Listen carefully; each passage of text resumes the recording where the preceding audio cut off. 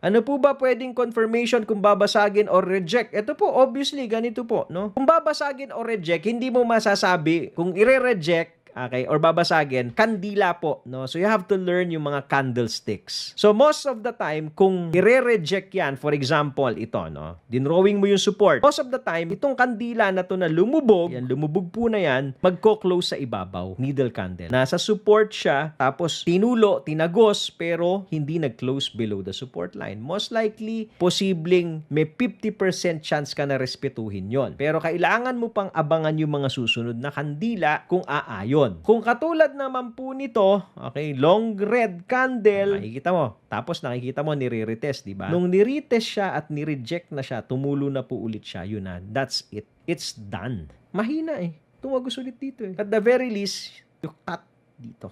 Yan. Okay? Tinagos po yan, no? So you cut. Huwag ka na sumama dun. Follow for more Tito Moves!